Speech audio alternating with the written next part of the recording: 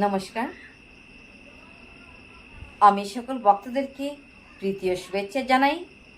আর আশা করি ভগবানের অশেষ কৃপায় সকল ভক্তগণ ভালোই আছেন, আর ভালো থাকার জন্যই প্রতিদিন ভগবানের শ্রীচরণে প্রার্থনা করি। আজ আমি দ্বিতীয় অধ্যায় সাংখ্যযুগের দুটি শ্লোক পাঠ করব, 15 নম্বর এবং 16 নম্বর। সবাই আপনারা আমার সঙ্গে থাকুন। হরে কৃষ্ণ, হরি বল। শ্লোক নম্বর 15। यौमिहीन बेतयन्ते ते पुरुषं पुरुषऋषभो सामदुःखसुखमिदिरं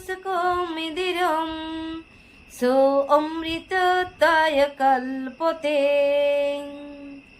হে পুরুষোৎসব অর্জুন, যে জ্ঞানী ব্যক্তি সুখ ও দুঃখের দ্বারা বিচলিত না হয়ে উভয় অবস্থাতে অপরিবর্তিত থাকেন, তিনি মুক্তি লাভের অধিকারী হয়। হরি বল। তো এখানে কি বলা হয়েছে তার তাৎপর্য, যে মানুষ সুখ এবং দুঃখে সম্পূর্ণ অবিচলিত থেকে তার পারমার্থিক উন্নতি সাধন করতে দৃঢ় প্রতিজ্ঞ হন, তিনি অবশ্যই মুক্তি লাভের যোগ্য হন। বর্ণাশ্রম ধর্মের চতুর্থ আশ্রম সন্ন্যাস অত্যন্ত কষ্ট সাপেক্ষ, কিন্তু যিনি তার জীবনকে সার্থক করে তুলতে চায়, তিনি সমস্ত রকম অসুবিধা সত্ত্বেও এই সন্ন্যাস আশ্রম অবলম্বন করেন। অসুবিধার উদ্ভব হয়, তথাপিও তিনি মুক্তি লাভের জন্য সন্ন্যাস ধর্ম গ্রহণ করিয়া থাকেন। আর এদিকে অর্জুনকে বলা হয়েছে, ভগবান বলেছেন যে হে অর্জুন, স্বধর্ম নিধনম শ্রেয় পরাধর্ম ভয়াবহু চতুর্বর্ণম ময়া সৃষ্টম গুণকর্ম বিভাগস্য। আমি গুণ কর্ম অনুসারী ব্রাহ্মণ, ক্ষত্রিয়, বৈশ্য, শূদ্র আমি 4 বর্ণের সৃষ্টি করেছি।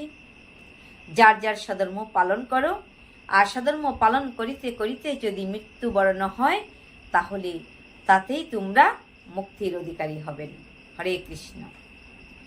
তো আমরা যে যে ধর্মে জন্মগ্রহণ করিয়াছি, আপন আপন ধর্ম আমরা অবশ্যই পালন করব, আর সেই সনাতন ধর্ম আমরা পালন করব।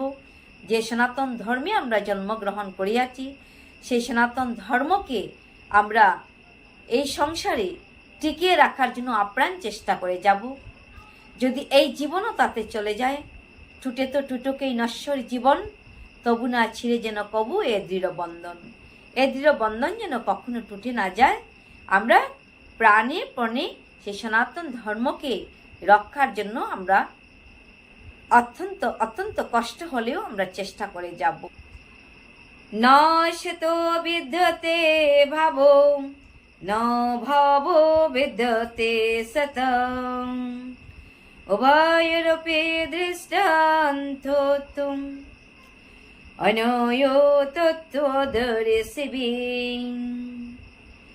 তত্ত্বদ্রষ্টাগণ সিদ্ধান্ত করেছেন যে অনিত্য জড় বস্তুর, জড় দেহের স্থায়িত্ব নেই, এবং নিত্য বস্তুর আত্মার কখনো বিনাশ হয় না। এই আত্মা অবিনাশী, অবিনশ্বর। এই আত্মার কখনো মৃত্যু হয় না। এই আত্মাকে তরবারি দ্বারা ছেদন করা যায় না, অগ্নি দ্বারা দগ্ধ করা যায় না, এবং এই আত্মাকে বায়ু শুষ্ক করিতে পারে না। পরিবর্তনশীল দেহের কোনো স্থায়িত্ব নেই।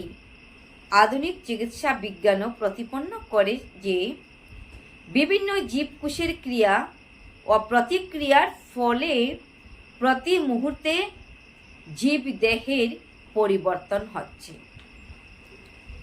আর তাই দেহ বিকশিত হয় এবং অবশেষে বৃদ্ধ অবস্থায় উপনীত হয়। কিন্তু দেহ ও মনের সব রকম পরিবর্তন হওয়া সত্ত্বেও আত্মা নিরন্তর অপরিবর্তিত থাকে।